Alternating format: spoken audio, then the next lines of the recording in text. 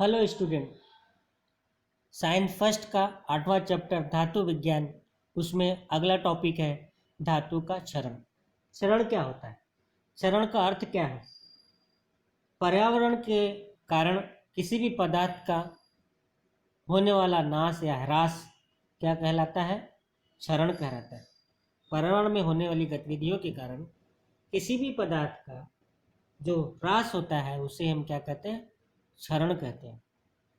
आपने अपने आसपास बहुत सी चीज़ों को निरीक्षण किया होगा कि इमारत में जो लोहे लगे रहते हैं, पुराने सरिया जो लगे रहते हैं, आप देखते हो कि वह एकदम उस पर लाल भूरे रंग की परत जमा हो जाती है। धीरे धीरे वो परत जमा होते होते वह सरिया जो है कमज़ोर हो जाता है। या बहुत समय से अगर साफ किया हुआ तांबे का नहीं साफ किया हुआ तांबे का बर्तन है तो आप देखेंगे उस पर हरे रंग की परत जमा हो जाती है। या चांदी के गहने या मूर्ति जो है हवा में बहुत दिनों तक अगर खुले रखे जाए तो देखेंगे आपकी काली पड़ जाती है। या पुराने जो वाहन है पड़े रहते हैं ऐसे ही, तो आप देखेंगे उसमें भूरे रंग की परत जिसको आप जंग कहते हैं वो जमा हो जाती है। धीरे धीरे वो छिद्रमय हो जाती है। या आपने देखा होगा एल्युमिनियम की चीज़ों को अधिक समय तक ऐसा बिना साफ किए रखा जाए तो वह काली पड़ जाती है। यह क्यों होता है? यह क्षरण के कारण होता है। पर्यावरण में उनका क्षरण होता है। कैसे होता है? पहले मैंने बताया कि लोहे के ऊपर जो सरिये के ऊपर जो है भूरे रंग की एक परत जमा हो जाती है। क्यों? लोहे की जब हवा की आर्द्र हवा के साथ अभिक्रिया होती है तो लोहे की ऑक्सीजन से क्रिया होकर एक लाल भूरे रंग का पदार्थ बनता है। उसका नाम है फेरस ऑक्साइड, Fe2O3.H2। लाल भूरे रंग का पदार्थ Fe2O3.H2O, उसकी परत जमा हो जाती है लोहे पर, जिसे आप जंग कहते हैं। आपको एग्जाम में आता भी है, जंग का सूत्र क्या आता है? Fe2O3.H2O। तो लोहे को जब हवा में खुला रहता है तो हवा की नमी से क्रिया करके हवा के ऑक्सीजन से परस्पर रासायनिक अभिक्रिया होती है और सरिये पर लोहे के सरिये पर भूरे रंग का जंग की परत आ जाती है। जंग का सूत्र होता है Fe2O3.H2O। इसी तांबे के बर्तन को अगर अधिक समय तक साफ न किया जाए तो हवा की नमी के साथ उसकी क्रिया होती है, तो हवा में जो आर्द्र हवा में जो कार्बन डाइऑक्साइड होती है उसके साथ तांबे की क्रिया होकर कॉपर कार्बोनेट बनता है जो हरे रंग का होता है, जिसके कारण तांबे की चमक जो होती है कम हो जाती है, तांबे की चमक मलिन हो जाती है। इस क्रिया को बोला जाता है पॉटिनेशन। इस क्रिया को कहते हैं पॉटिनेशन।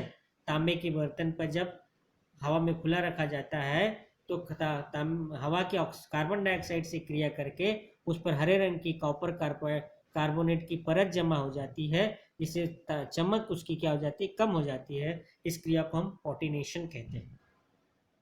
इसी तरह चांदी की वस्तुएं जब हवा में अधिक समय तक खुली रहती हैं तो काली पड़ जाती है, क्योंकि हवा में उपस्थित हाइड्रोजन सल्फाइड गैस चांदी से अभिक्रिया करके सिल्वर सल्फाइड नामक काले रंग का पदार्थ बनाती है, जिससे चांदी के गहने और मूर्तियों पर वह काले रंग की सिल्वर सल्फाइड की क्या हो जाती है? परत जमा हो जाती है, जिससे वह काली पड़ जाती है।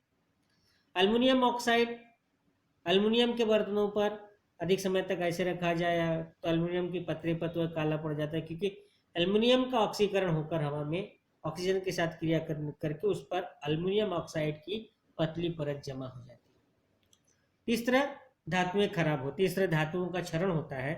क्षरण होने के कारण धातुएं क्या हो जाती है? नष्ट हो जाती है, उनकी चमक खत्म हो जाती है।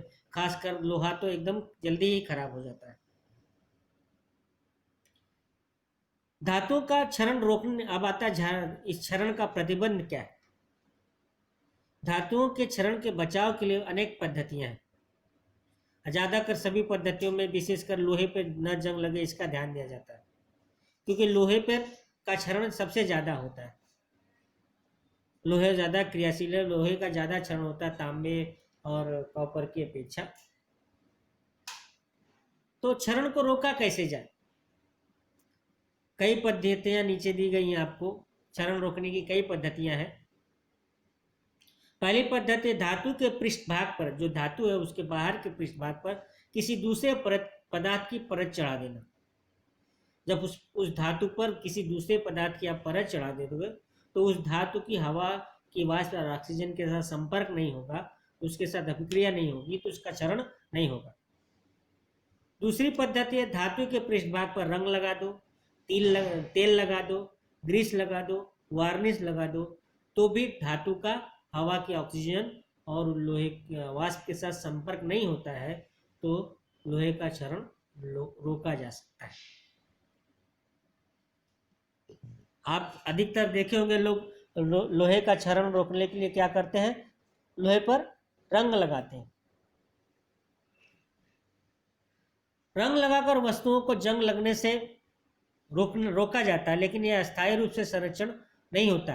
अगर रंग में कहीं भी पतली सी खरोच आ गई तो रंग के अंदर भी हवा कि ऑक्सीजन चली जाती, हवा से संपर्क आ जाता है, तो जंग लगने की क्रिया जो है रंग के नीचे भी शुरू हो जाती है। इसलिए लोग बार बार समय समय पर रंग लगाते रहते हैं, जो कि रंग निकल गया है तो फिर से लगा दिया जाए तो उसमें जंग पकड़ लेगा। अब क्षरण का जो धातुओं का क्षरण ज़्यादा होता है, उन धातुओं को का क्षरण रोकने के लिए और भी बहुत सारी पद्धतियां हैं। उन पद्धतियों का उपयोग करके उनका क्षरण रोका जाता है। उसमें एक पद्धति है क्षरणकारी धातु पर अक्षरणकारी धातु की परत लगा देना। क्षरणकारी यानी जिस धातु का क्षरण अधिक होता है उस पे उस धातु की परत लगा देना जिसका क्षरण जल्दी नहीं होता है। तो इस क्रिया द्वारा भी क्षरण को रोका जा सकता है। उसमें पहली क्रिया है जस्ते का विलेपन यानी गैल्वेनाइजिंग। इस पद्धति में लोहे या इस्पात, लोहे की वस्तुएं या इस्पात की वस्तुएं, तो लोहे का क्षरण रोकने के लिए या इस्पात का क्षरण रोकने के लिए लोहे पर जस्ते की पतली परत चढ़ाई जाती है।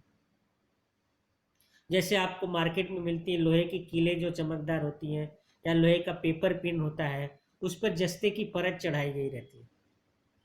जस्ता लोहे की अपेक्षा अधिक धन विद्युत है। तो जब हवा की क्रिया होती है, आर्द्र हवा की क्रिया होती है, तो पहले जस्ते पे होती है, तो पहले जस्ते का क्षरण होता है, बाद में तब लोहे का क्षरण होता है। जब जस्ता खराब हो जाता है तब लोहे का क्षरण होना चालू लग जाता है। कभी कभी बारिश की कालावधि में के पश्चात जस्ते की परत निकल जाती है, तो लोहा आंतरिक लोहा संपर्क में आ जाता है, तो उसमें जंग लग जाता है। तो जस्ते की परत लगाकर भी लोहे के क्षरण को कम किया जा सकता है, रोका जा सकता है। उसको बोला जाता है गैल्वेनाइजिंग।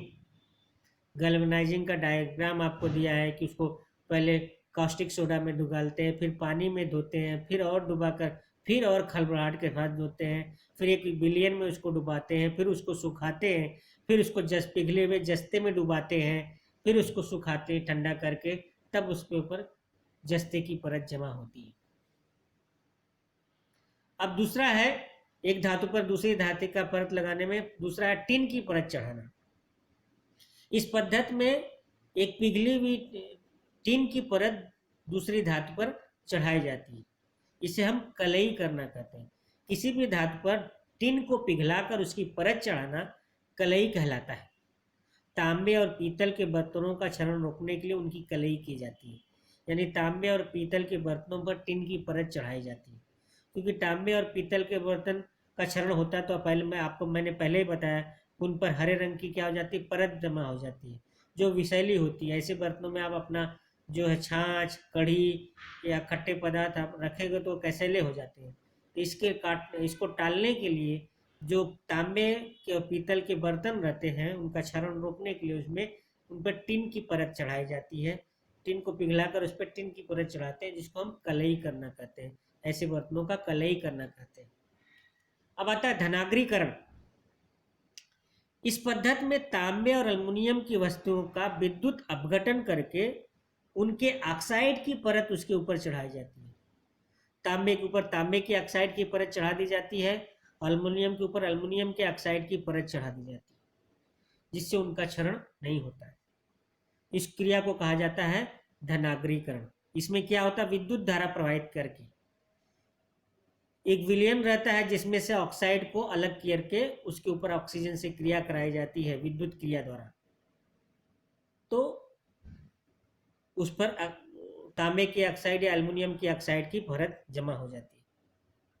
इस क्रिया को हम कहते हैं धनागरीकरण। इस क्रिया में जिसका धनागरीकरण करना हो, यानी जिसके ऊपर उसके ऑक्साइड की परत चढ़ानी होती है, उसको धनाग्र पर रखा जाता है। धनागरीकरण की क्रिया में जो तांबे एल्युमिनियम के बर्तन है उनको धनाग्र के रूप में रखा जाता है। ये देखो, एल्युमिनियम का धनागरीकरण आपकी बुक में दिया हुआ है। एल्युमिनियम के बर्तन को धनाग्र पर रखा गया है और इसमें सल्फ्यूरिक अम्ल का विलयन लिया गया है। सल्फ्यूरिक अम्ल के विलयन में जो ऑक्साइड के जो कण होते हैं वह मुक्त होते हैं और धनाग्र पर जाते हुए एल्युमिनियम से क्रिया करके एल्युमिनियम ऑक्साइड बनाते हैं। इस तरह एल्युमिनियम पर एल्युमिनियम ऑक्साइड की क्या होती है, परत जमा हो जाती है। लेकिन ये क्रिया किससे होती है, जब उसमें विद्युत धारा प्रवाहित करते हैं तब। तो विद्युत अपघटन की क्रिया द्वारा या धनागरीकरण की क्रिया की जाती है। अगली पद्धति है विद्युत विलेपन। इस पद्धति में भी विद्युत अपघटन की क्रिया द्वारा एक पदार्थ की परत दूसरी पदार्थ पर चढ़ाई जाती है। इस पद्धति में विद्युत अपघटन द्वारा कम क्रियाशील धातु की अधिक क्रियाशील धातु पर परत चढ़ाई जाती है। इसको कहा जाता है विद्युत विलेपन। जैसे आपने चांदी विलेपी चम्मच देखे होंगे, चांदी से जो लोहे के चम्मच होते हैं उसके ऊपर चांदी का विलेपन कर दिया जाता है, तो चांदी विलेपी चम्मच चांदी की तरह क्या होते हैं, चमकते हैं। या बहुत से ऐसे गहने होते हैं जिसके ऊपर वो होते हैं दूसरे पदार्थों के, कॉपर या दूसरे पदार्थों के, लेकिन उसके ऊपर सोने की पतली सी परत चढ़ाई गई रहती है विद्युत विलेपन की क्रिया द्वारा, जो मार्केट में मिलते हैं 200, 300, 400, 500 रुपए में। तो सोना विलेपित गहने इस विद्युत विलेपन की क्रिया द्वारा उन पे इसकी परत चढ़ाई जाती है। विद्युत विलेपन की क्रिया में जिस पदार्थ पर विद्युत विलेपन करना है वह पदार्थ ऋणाग्र पर रखा जाता है और जिस पदार्थ का विद्युत विलेपन करना है वह धनाग्र पर रखा जाता है। तो फिर विद्युत धारा प्रवाहित करके अपघटन की क्रिया द्वारा धनाग्र पर स्थित जो पदार्थ है उसकी परत ऋणाग्र पर स्थित पदार्थ पर जमा होते जाती है।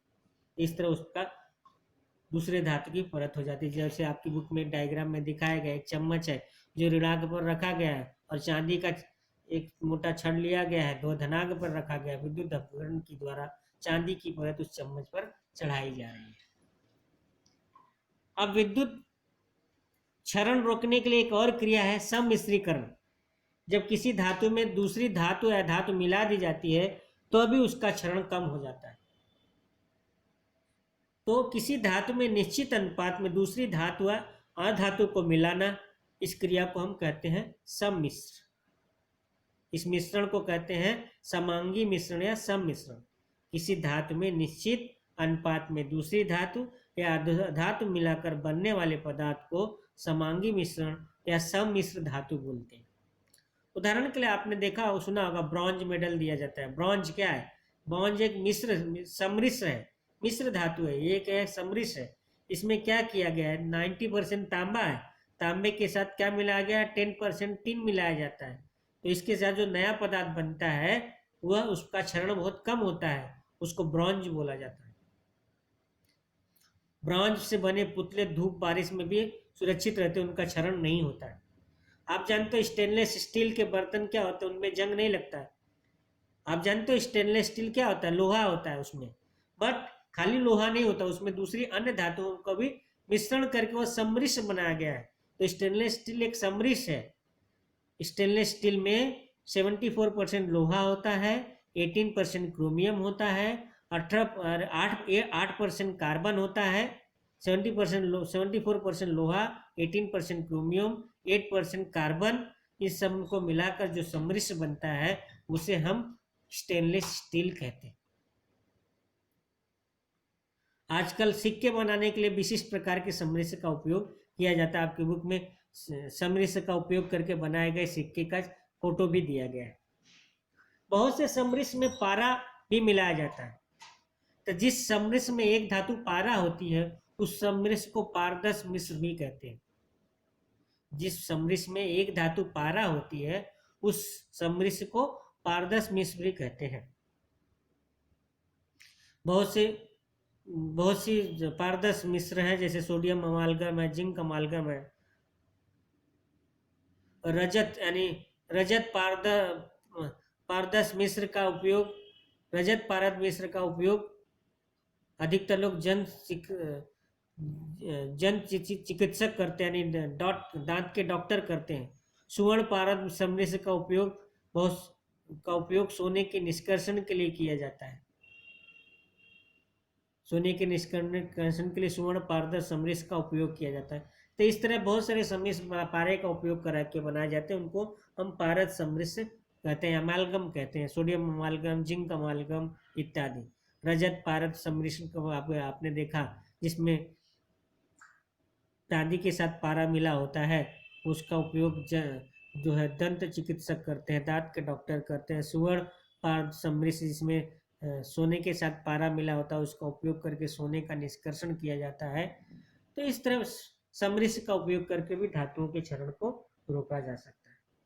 तो इस तरह आपका 8वां चैप्टर धातु विज्ञान समाप्त होता है। Okay, thank you.